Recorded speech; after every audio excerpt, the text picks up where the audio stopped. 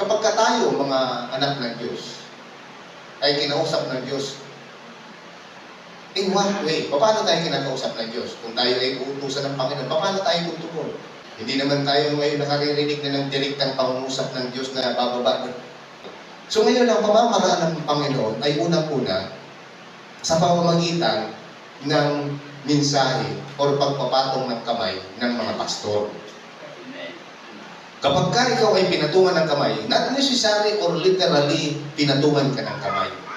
Pag ikaw ay binigyan ng instruction ng pastor at sabihin, simula sa araw na ito, ikaw ay tinatalaga kong ganito, ikaw ay magiging ganito, tinig ng Diyos na may kukonsider sapagkat siya ay lingkod ng Diyos. Sabi ko nga, ang Diyos ay nag-uutos directly sa propeta. Kapag ka ang propeta ay inutusan para gawing hari si David, gagamitin niya yung propeta. Ang hari ay hindi direktang kinausap ng Diyos. Kung matatandaan niyo sa kwento, si David ay hindi direktang kinausap ng Diyos. Nag-utos siya ng propeta, which is si Samuel din naman ang inutusan para i-anoint na maging leader ng Israel. Ganon din si Saul. Inutusan ng Diyos si propeta Samuel para puntahan yung kanyang gagawing utusan na maging hari. So, dalawang klase yung ng Panginoon, yung approach siya sa mga kanyang lingkod. Kapag tayo sa ating kapanahonan ngayon ay binibigyan ng assignment ng pastor, whatever it is, basta related sa ministry, for the edification of the body, para sa kalalakas ng iglesia, kapag ka ang pastor, kung sino mang leader ang nagtalaga, i-consider mong ito yung tinig ng Diyos. Sapagkat hindi sila mag-a-appoint o magtatalaga ng anumang posisyon o anumang ministeryo nang hindi nila pinapanalangin. Kaya napakahalaga na yung tinig ngayon na ating pakikinggan ay yung tinig nang galing sa ating leader. Importante tandaan natin mga kapatid na kapag ka ang Panginoon ay tumawag sa atin, ang importante sa ating kapanahonan ngayon, hindi naman katulad ng kapanahonan nila Moises, pinapadaanan ng Panginoon ang kanyang utos sa kanyang mga lingkod. Sino ang mga lingkod ng Diyos? Siyempre, nandiyan yung fivefold ministry. Yung pinag-uusapan natin yung fivefold ministry. Ang purpose niya ay para palakasin ang iglesia. Para ihanda ang iglesia at nang sabihin, maiharap ang iglesia sa kanya na virgin, karapat dapat sa heaven, sa kingdom of God. Kaya nga importante yung tinig ng Diyos sa pamamagitan ng Scripture ay alam natin. So pag tinignan natin yung buhay ni Samuel, ang sabi niya nung tinawag siya ng Panginoon, narito po ako, Panginoon, nakikinig ako. Ano po ang inyong ipag-uutos? So dapat ganoon ang ating respond kapag tayo ay naatasan ng ating pastor. Yung importansya ng pagtugon ng yes, here I am, napaka-importante po. Dahil forever po yun na magiging batayan ng Panginoon.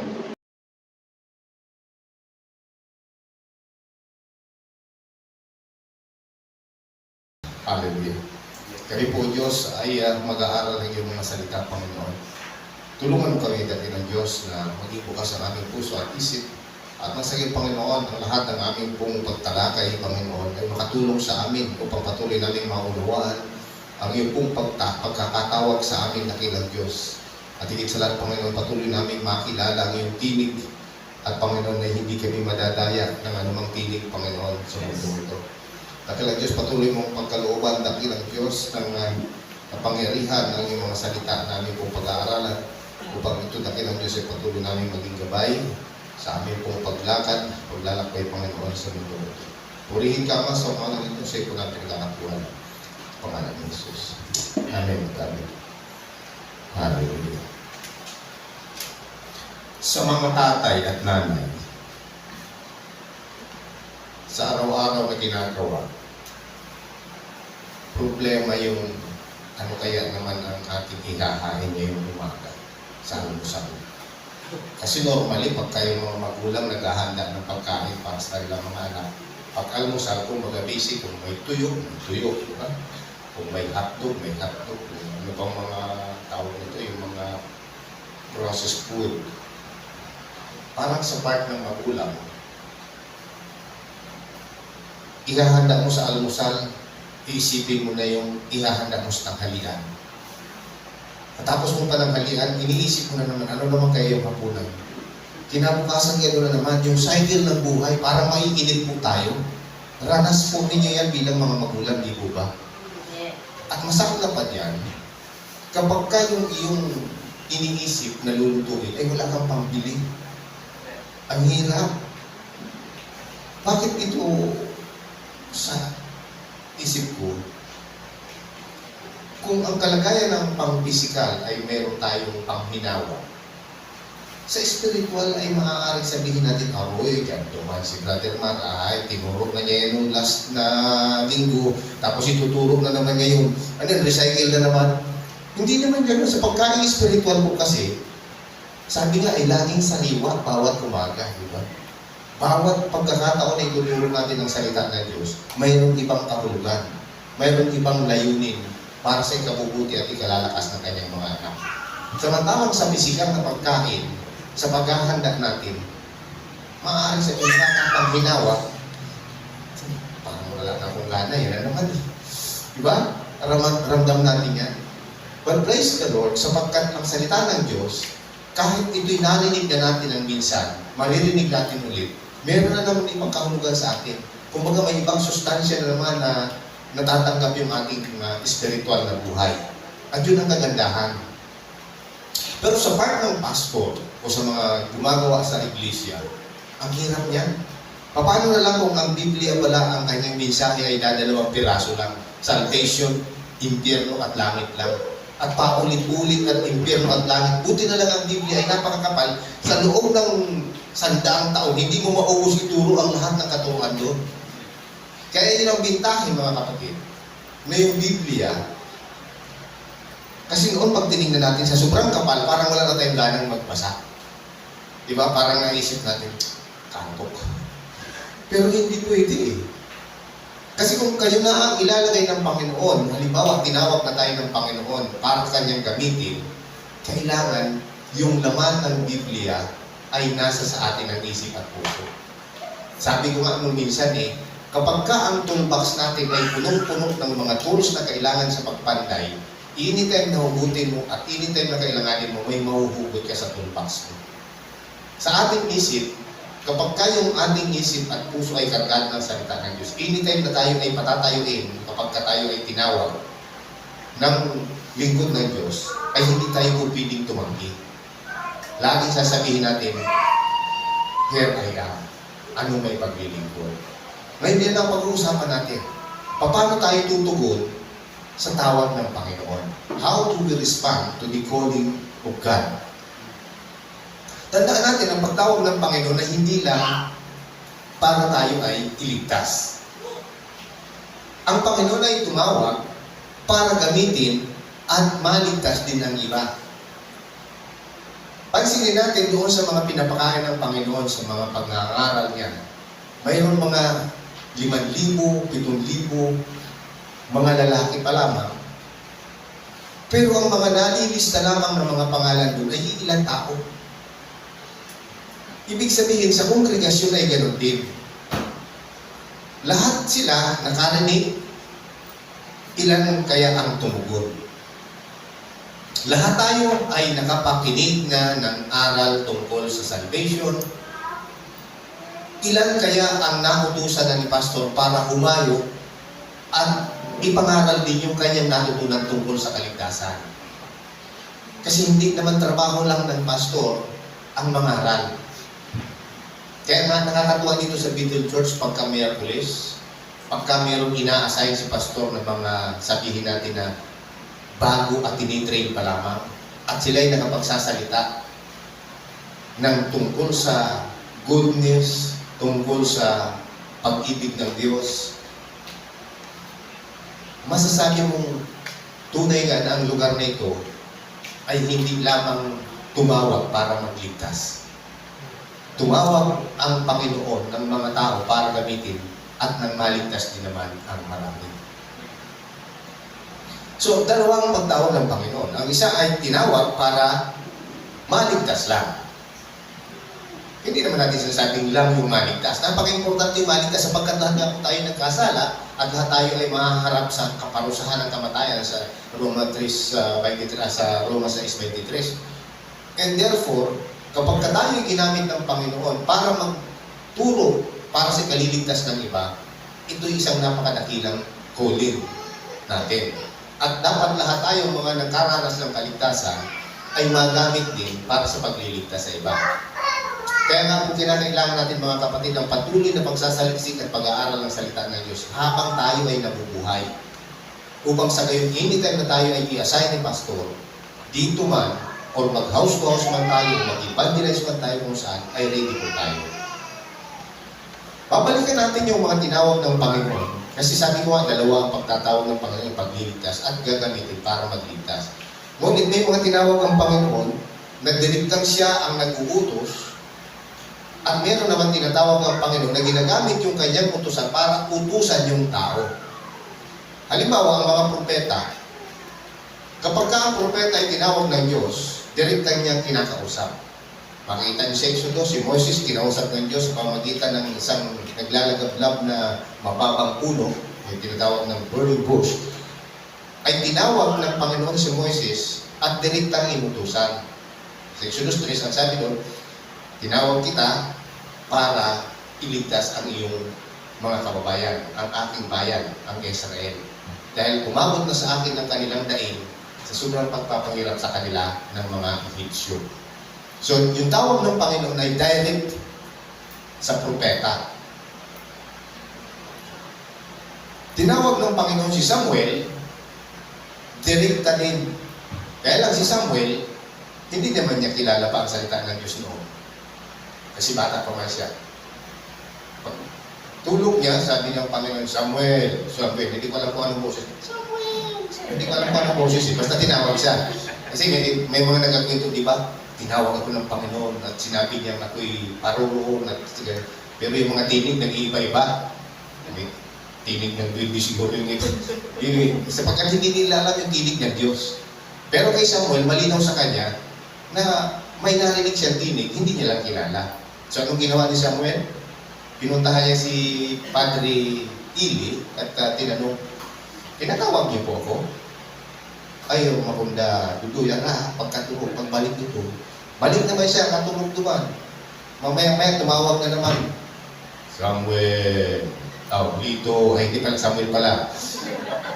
Samuel. Bago na naman siya. Lapit naman siya kay Padre Ili. Tinawag niyo po ako.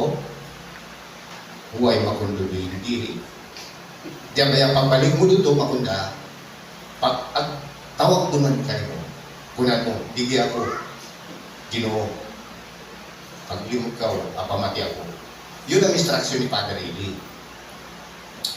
At pag pangatlong tawag sa kanya, dahil malinaw ang tinig, sinagot niya na, Panginoon, magsalita po kayo, makikinig po ako.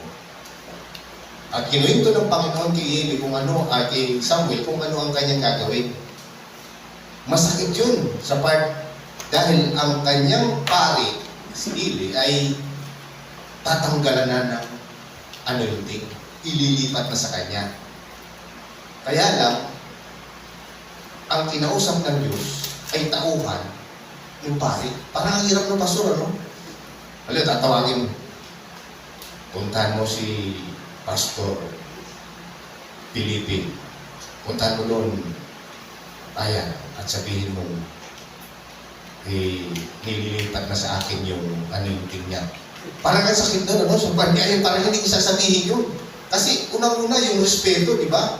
Ikaw yung pare, ikaw yung leader, tapos sasabihan ka ng iyong tao na ililipat na daw sa akin yung kapangyarihan mo. Parang kung ikaw man ng pastor, sasabihin, ano siya? So, bakit hindi ako kinausap? Sa sitwasyon po mga kapatid, na pinag-uusapan po natin, paano tayo tumungon sa tawag ng Panginoon? Sasabihin niya ba ang totoo o hindi? Kasi inuutusan siya ng Panginoon eh. Kaya sabi naman siguro, kasi nga, sabi nga doon sa kwento, ang tagal na ang Panginoon na hindi nakikipag-usap sa mga propeta nung makapasok na sila sa Kanaan. Kaya nung pagkakataon nito, siyempre wala pa silang hari, kaya nga si Samuel ang naging unang judge bago si King Saul ay anoint as king, mapapansin natin doon na yung Samuel, yung Father Eli, si Priest Eli, ay hindi na nakakarinig ng tinig ng Diyos. Kaya nung mag-usap ang Diyos at saka si Samuel, sinabi niya, huwag kang maglihim sa akin. Sabihin mo sa akin kung ano sinabi sa ilang Diyos. Masakit sa part ng pare na sasabihan siya ng gano'n. Eh, ganito talaga sinabi sa akin ng Panginoon. Sabi niya sa akin, aalisin na daw sa iyo yung anointing at ililipat na sa akin. Dahil sa mga kasalanan mo at sa mga kasalanan ng mga anak mo. Ang sakit nun. Pero, ang tanong doon, paano siya tumugon? Tumugon siya in an honest response at sinabi niya yung lahat na mangyayari. Kaya tinitingnan natin dito, kapag tayo, mga anak ng Diyos, ay kinausap ng Diyos, in what way? Paano tayo kinakausap ng Diyos? Kung tayo ay uutusan ng Panginoon, paano tayo tutugon? Hindi naman tayo ngayon nakaririnig na ng direktang pangungusap ng Diyos na bababa na, "Halito, inuutusan kita, pumunta ka dito, kasabi." Wala naman gano'n, di ba? Sa mga panahon ito. Ewan ko lang kung kinakausap pa kayo ng Diyos ng gano'n, yung mga parang tinig ng di natin mawari. So ngayon, ang pamamaraan ng Panginoon ay unang-una sa pamamagitan ng mensahe o pagpapatong ng kamay ng mga pastor.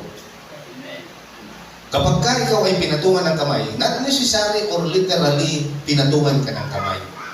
Pag ikaw ay binigyan ng instruction ng pastor at sabihin, simula sa araw na ito, ikaw ay tinatalaga kong ganito, ikaw ay magiging ganito, tinig ng Diyos na may kukonsider sapagkat siya ay lingkod ng Diyos. Sabi ko nga, ang Diyos ay nag-uutos directly sa propeta.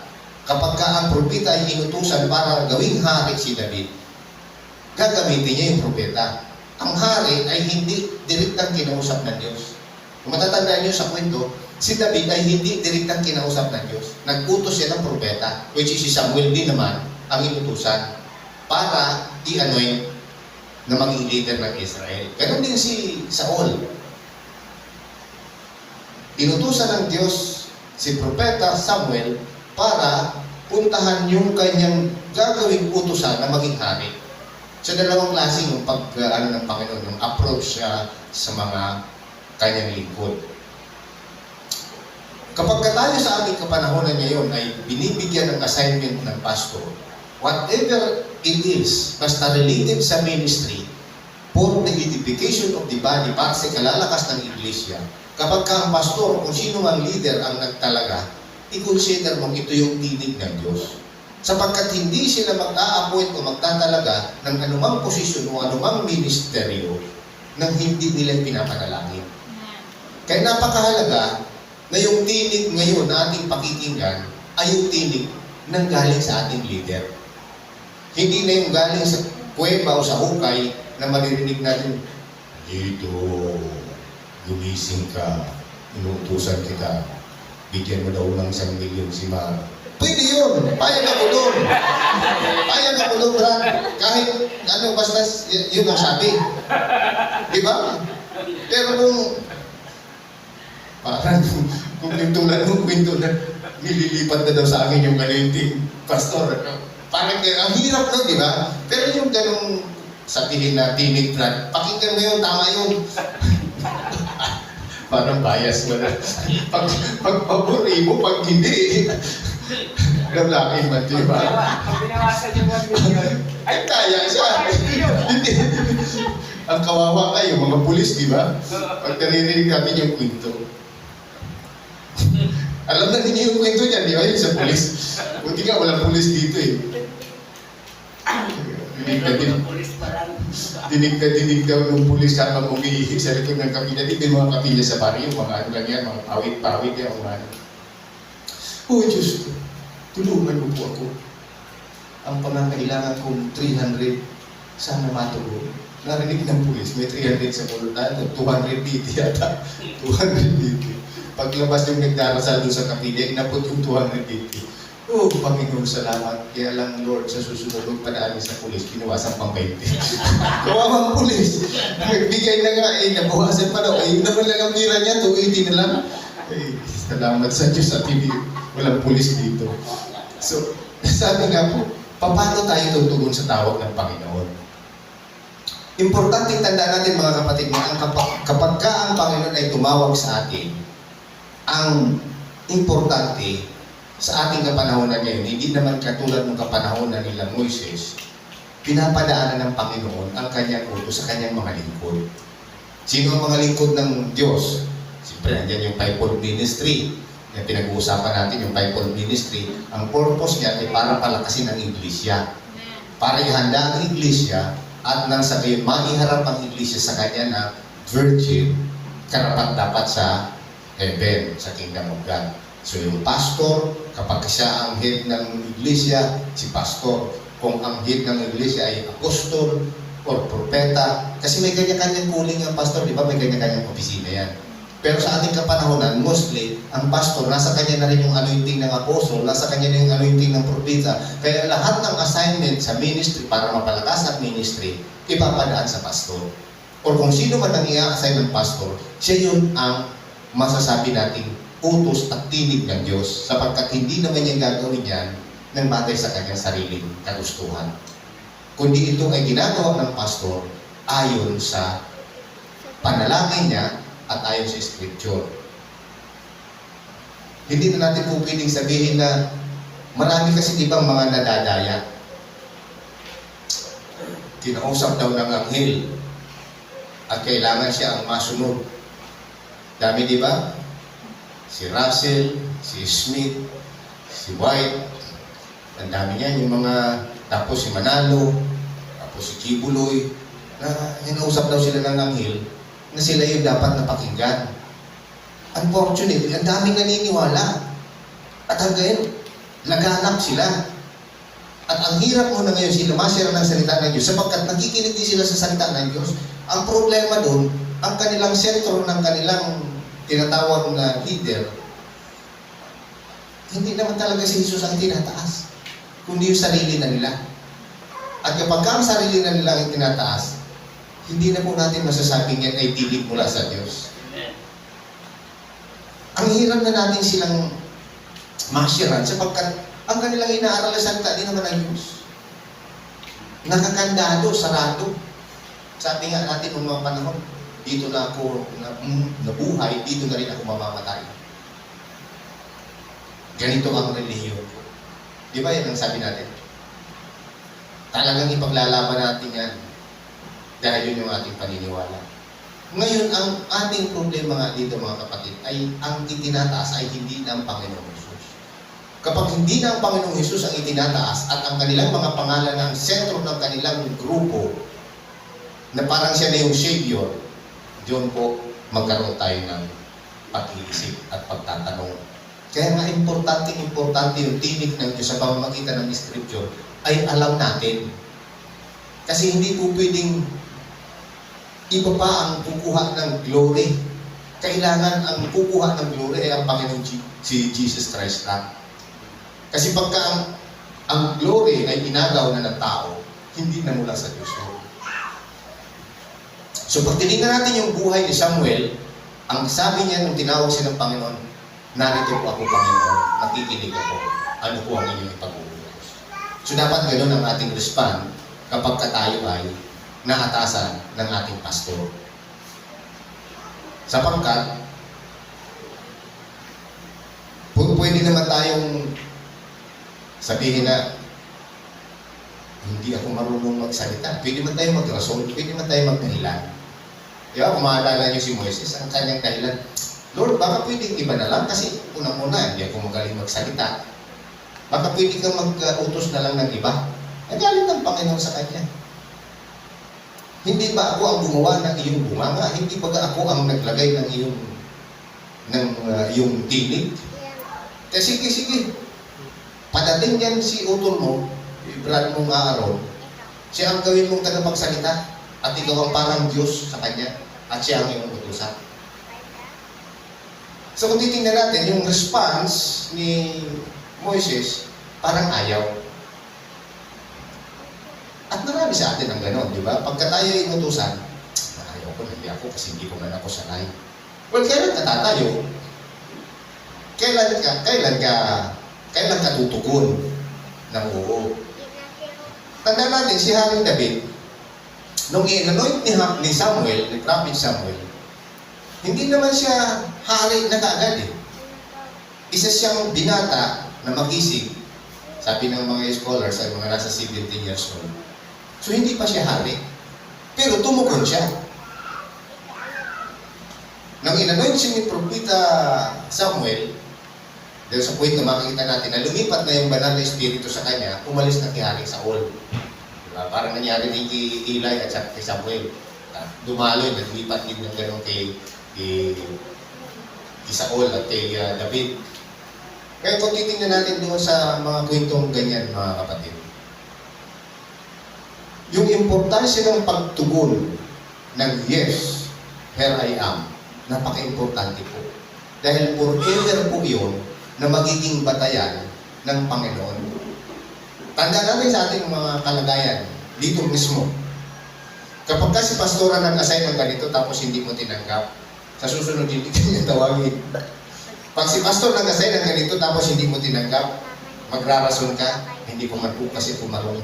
Sa susunod din ka tatawagin. Ay di buong panahon, lagi na lang tayong magdadahilan. Lagi na lang tayong maghahanap ng maidadahilan para lang maiwasan yung tawag ng Panginoon. So how do we respond to the calling of God?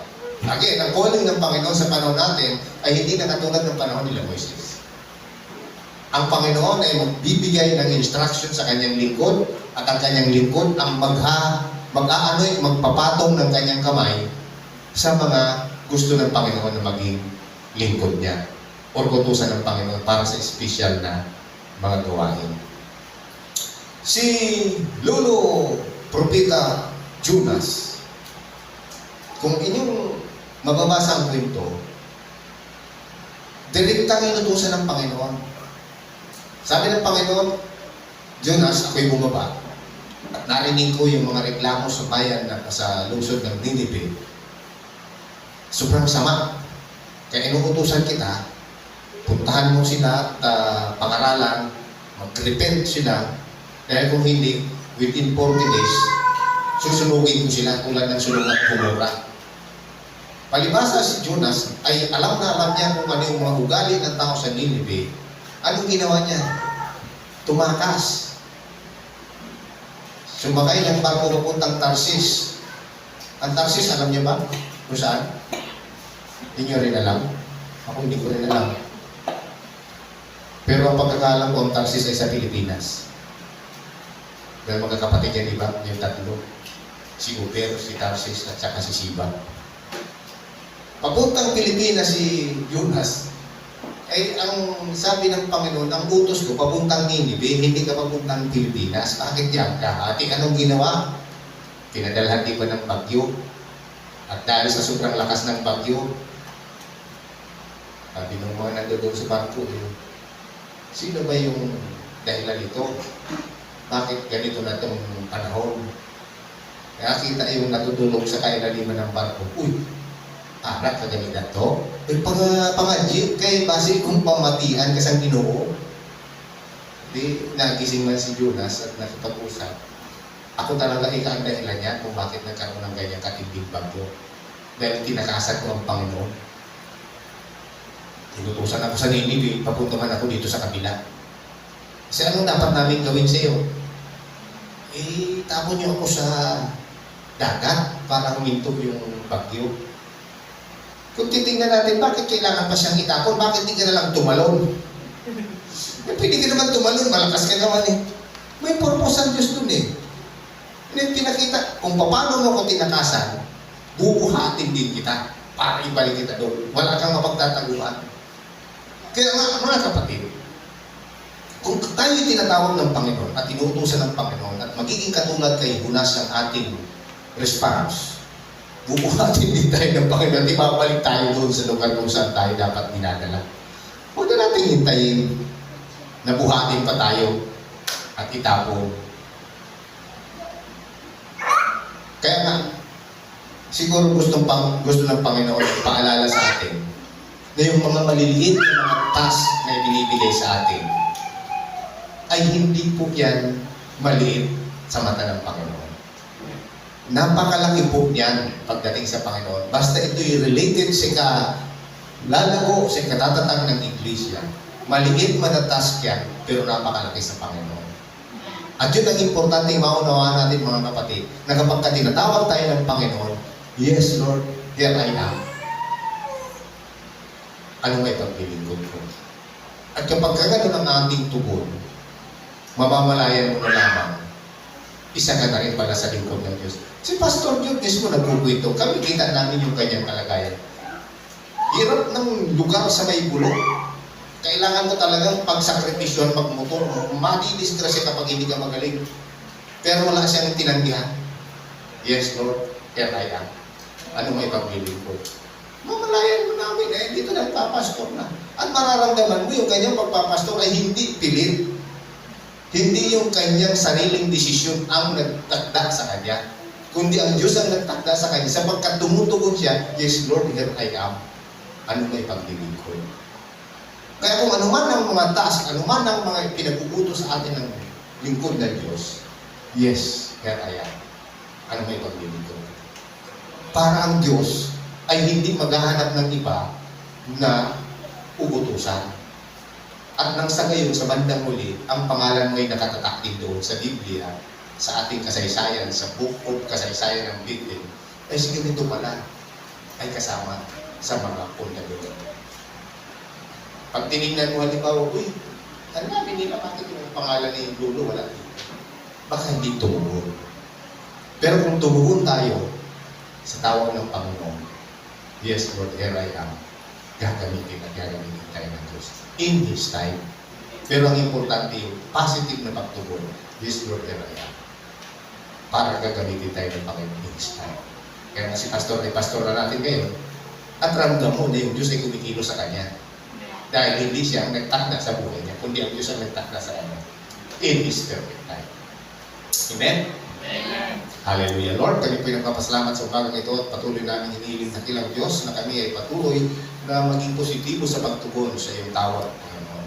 Dalangin namin na kilang Diyos na kami po ay patuloy na magkaroon ng inspirasyon sa buhay ng mga Bible character na tumugon, Panginoon, at maging babala naman sa amin kung sa mga hindi tumutugon, Panginoon, ng positibo. Tulungan mo kami, O Diyos, na patuloy na magiging positibo ang aming pananaw at pagtugon sa lahat ng mga bagay na pinag-uutos sa amin ng aming mga Diyos. Purihin ka mas sa umaga ito sa iyong mapulit o sa salamat sa matamis na pangalan ng Jesus. Amen. Good morning.